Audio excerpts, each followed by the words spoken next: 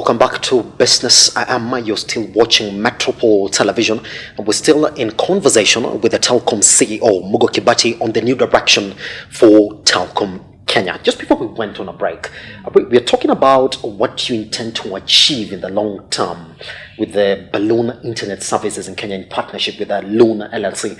So talk to me. You're saying that it will be very good in areas that are very difficult to take your terrestrial connections to. And one of the areas that have been identified as an undoing for 4G coverage in the country is that some places are quite hard to get to, in as much as there could be some market there. How big of a market is not covered by 4G in the country? It is not that there's a big market that's not covered. I think most of Kenya by now is covered by 4G. Remember that populations do not cover the entire mass of any particular geographical jurisdiction like Kenya, right? You've got densely populated areas and you've got sparsely populated areas.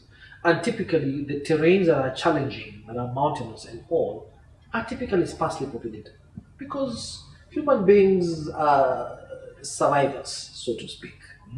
So they will tend to go to environments that are more conducive to their survival. They will look for more this agriculture, more arable agricultural areas where they can easily plant and grow food, and those typical, and where they can easily till the land.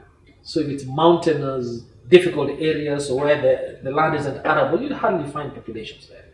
And cities tend to grow. Urban centers and dwellings tend to grow in easy areas to access. And therefore, if you look at Kenya, clearly most of our population is in a pretty small part of the country. Actually, mostly the second half, the southern half of Kenya. And therefore, in that particular area, you have pretty good terrestrial coverage. The areas that are not covered are sparsely populated and therefore represent a small percentage of the population, which is part of the reason why there is no commercial viability, and which is why you need a technology that lends itself to that kind of scenario, where you don't have to have a massive investment on the ground for very few people who cannot compensate you for the investment that you have made. Hence, the innovative technologies, one of which is Loon balloons, yes, where you have one balloon beaming over a large area from the air. And so what I was saying before we went to break, that I think it's important that you see this as one of many potential innovations that we as Telkom will be looking to now and in the future. Because we are clear in our mind that innovation, agility, our ability to assess what the consumer needs and desires and adapt to that will be what Telkom will be about. And therefore, this is just one of many innovations that you should look to into the future of Telkom Kenya. We have seen the announcement of the Kadunda 4G mobile phones. What are you targeting with this, and what we expect to see from that drive? Kadunda is a series that Telkom Kenya started a number of years ago, and this is the fourth series. And really here we have, and I think in the new direction that I've announced, partnerships are an important part of what Telkom will be about. Because I believe that in a new world where we are all collapsing, the idea of a global village will be more true into the future as it was in the past. And there will be no one entity that does everything for everybody. It will be impossible. I don't care how big you are, right? Even Amazon is a platform where other people sell their goods and wares and services, right? Because all of us have to partner. Partnerships are a critical ingredient of the future. Yes. And so through these partnerships, we have purposed to try and avail smart technology, smartphones at an inexpensive price to the general public. Because many of the things we're talking about in the digital transformation era require smartphone.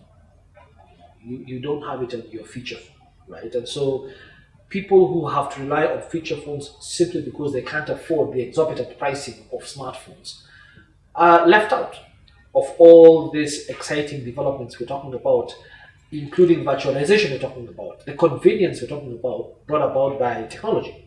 And so we feel strongly, and this is going to be a major pillar of Telkom Kenya, that we have a role in bridging the digital divide, the gap between those who are connected and those who are not. And when we say connected, it is in very many incarnations, because you have your actual connection that you're connected. So if you have a feature phone, you're connected. You have a voice phone, at least you're connected by voice. But do you have a signal? Probably not. Hence the Loon initiative, to try and reach those areas that typically will not be reached. People and populations that typically will not be reached with a signal. And so the Kaduda initiative is about trying to get smartphones at an affordable cost to the majority of the public, right? And therefore, this is why we have this 3,000 shilling device, which is able to actually undertake smart. You can have your WhatsApp calls and video calls on it, as you would on any other smartphone, but at a very low price. Yes. And therefore, that way we hope to be able to bring more and more people into this digital era. Yes. Is it from understanding that even the people who need some of these services that now you're going to offer would not necessarily be in the bracket of those people who can readily get these devices that have this 4G coverage? We want to be able to avail this new innovative conveniences, yes, afforded by technology, to a much wider part of the population that today cannot afford the smartphones you have in the market. Pretty much. And therefore, because they can't afford those smartphones, don't have access to these services that many other Kenyans have.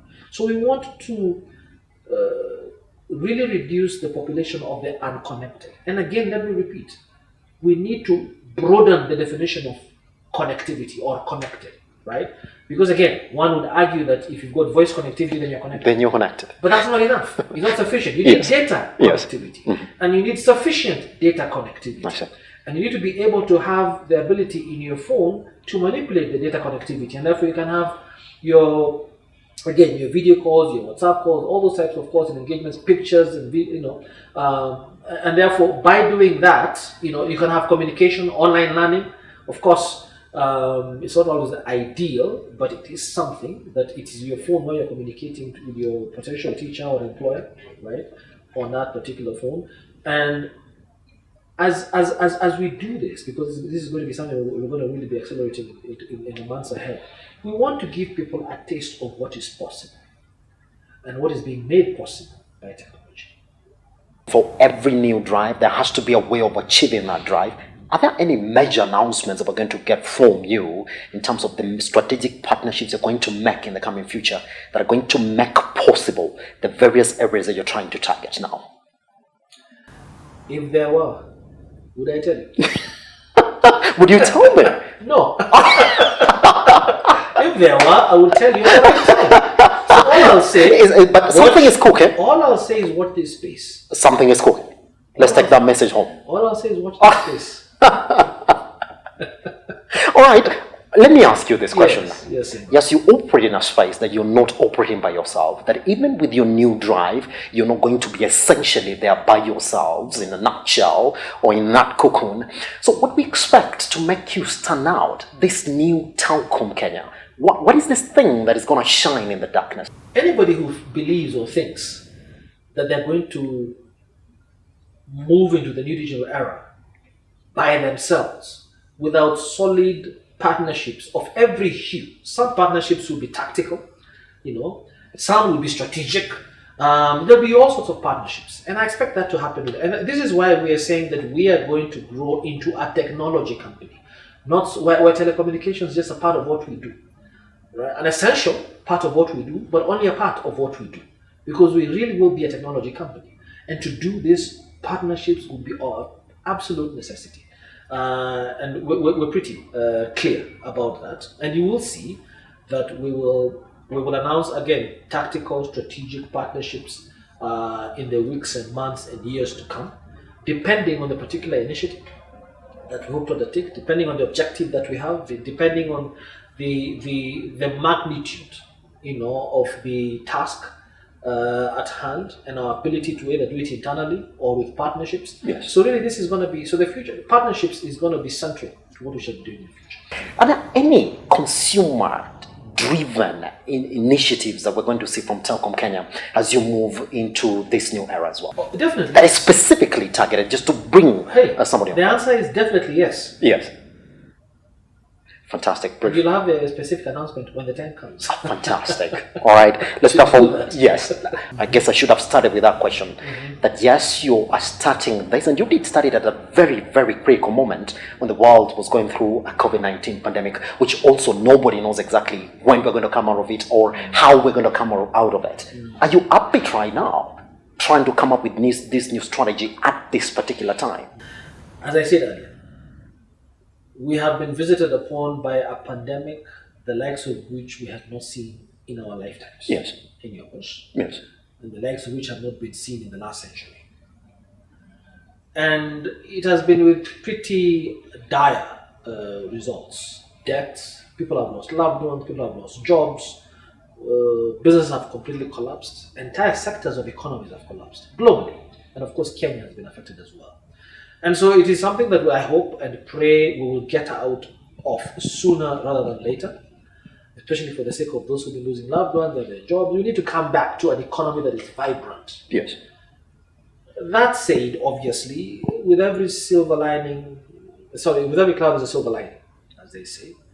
And it is, I think it was Winston Churchill who once said, and has been paraphrased ad nauseum over the years, that you never waste a good crisis, right? I think the latest person to say that was Hillary Clinton, but I think it was Winston Churchill who first said that. You never waste a good crisis, and we found ourselves in a crisis. As Telkom Kenya, my first priority was the safety of our employees and our partners, suppliers, customers, and we took measures early on, right at the very beginning, to ensure the safety of our staff and of our partners. And touch wood, thank God, we have not had any COVID case that we are aware of amongst our staff, even though many of us have got friends and relatives who have suffered from this. And we hope to keep that. We pray that that continues to be the case, but we never know. Because we've taken very serious measures to ensure the safety of our staff and our partners and our customers. We instituted a work from home policy that we have stringently adhered to. About 65% of our staff are working from home. Obviously, know that we're an essential service. So there are some of us who have to be at the shops and who have to be, our fiber engineers, when you have a fiber card near your home, they have to be in the field. So 35% are really frontline people. And we also have redesigned our office space completely.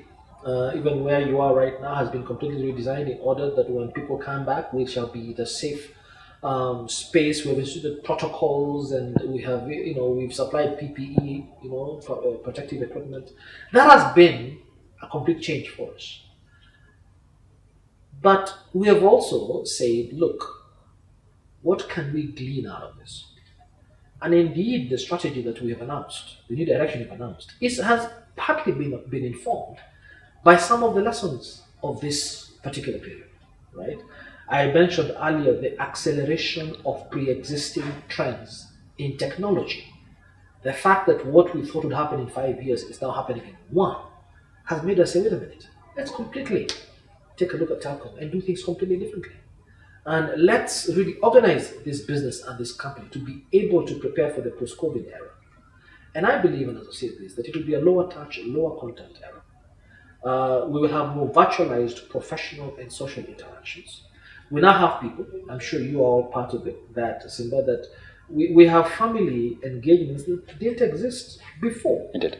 Where people used to have dinner or lunch or coffees physically with their parents and their sisters and their brothers who are out in the diaspora, whether it is, in the US or in the UK or in China. They were literally lost.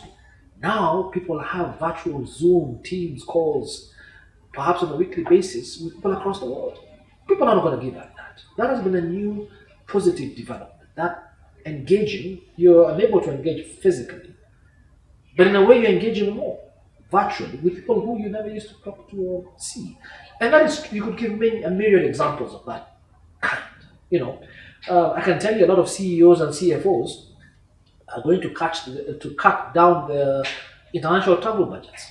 Why should I authorize you to go for a 2 hour meeting in London when you can have a properly efficient Zoom call and finish that completely. So even after the COVID era is over, international travel, especially for business, will be really essential business travel, right? And you could, so there's a lot of that. I think that is positive. I think we can latch on to going forward, Sure. and really our strategy and the fact that we said we want to lead this digital transformation era is partly informed by that. So in the post-COVID era, there will be fundamental changes in the way we interact, and technology will be more central in our lives. And it behooves us to make sure that we are ready for that and we leverage that and guide that whole process. Paint for me. I know you've already said, well, even most people will give you a clear idea of how we're going to come out of the COVID-19 pandemic. But I know from when you're saying you'll have a general outlook of the telecoms space in the country that's pretty much going to paint a picture of what Telkom Kenya is going to be, let's say, in the last quarter of this year or next year onwards. Would you kindly give me that picture? I think we're going to have some kind of we've had an acute COVID period, and we shall probably, in my view, move from the acute COVID period to a sort of living with COVID era as we become more acclimatized and accustomed to the social distancing protocols and guidelines that were imposed upon us but are slowly becoming habitual. Probably not all of them, but a significant portion of them. Washing your hands on a regular basis and sanitizing. That is a health issue that actually should even survive COVID. It's not just a COVID issue. We have lower ailments now because of washing our hands more regularly. I'm sure in school you were told to wash your hands regularly. We just don't follow that. So certain things will remain with us for a while to come, and will be a boon to us, health-wise. But also, eventually, when we move from that sort of move into that living with COVID period with some kind of protocols, because the disease is still around us, but sort of managed, the therapeutics are improving, so the treatment is improving. Congestion and the crisis mode kind of gone, so availability of beds in hospitals allows for people to be a bit more casual, but I hope not careless with COVID, and therefore be able to go back to more normal lives and open up businesses, because you have to open up businesses and schools in any case. And then eventually we shall have vaccines, we will have herd immunity, but that I think is a long way off, frankly speaking. Yes. And once we have the herd immunity and the vaccinations, and we go back to what might be loosely called a post-COVID era, we might now start going back to opening up the economy fully, opening up everything fully. But by the time that happens, simple, we shall have fundamentally changed how we do things globally, how we view things, what matters to us, what doesn't matter to us. Our priorities will have changed significantly. And technology will have firmly placed itself at the center of your professional and social life. Now, to your question about specific predictions, I can't. Nobody knows. We're all sort of doing a thumbs up and guessing. When do we think the economy? When will schools fully open? When will hotels, fully open? And the fact that fully open doesn't mean that they will come back to life. It will take a while between hotels opening and visitors to hotels coming back. Tourism. When will tourism be back in full flow? When will the airlines completely open? So there's a lot of question marks. Eventually they will. But it's only as these sectors begin to fully reopen in their new post-COVID incarnation that we'll be able to make now more specific predictions. All I can say is that I fully expect that in the next months, few months, there'll be more sort of opening up the economy, and depending on what happens, maybe it's sort of like having a valve controlling the opening. You open, so you open a few valves, and see what happens, and then you close it immediately. Close it a little bit, open another one. That is what I foresee the president doing. Yes. But clearly, we have to open up the economy. We cannot. People are suffering. We can't have. At some point in time, people will say, "You know what? I'd rather live with the disease and have a livelihood." After all, disease has always been with us. What we must do is to manage it. And I think I see this era as where we are learning how to manage COVID, not to eliminate it. I doubt we shall ever completely eliminate it. And as the months go by, we're learning more and more how to manage it. And as I said, the therapeutics, the treatment is improving, capacity of our hospitals and health facilities to accommodate and treat the COVID is improving. Doctors know more. We have better habits of behavior that we should have had anyway, even Yes. before COVID. Yes. Keeping clean, Yes. washing your hands. So as we do this, the economy will fully open up. And some businesses, I'm afraid, will never come back. Some will come back stronger, and new ones will emerge, completely new ones. And in the midst of all this is technology. And driving that technology, Telkom Kenya. Mugo Kibati, CEO Telkom Kenya, thank you very much for sharing your time with us this morning. Thank you very much. It's been a pleasure being with you, Simba, and thank you very much, Metro. And that's exactly how we come to the end of Metropole TV's Business AM. My name is Simba Elijah Charles Kiake.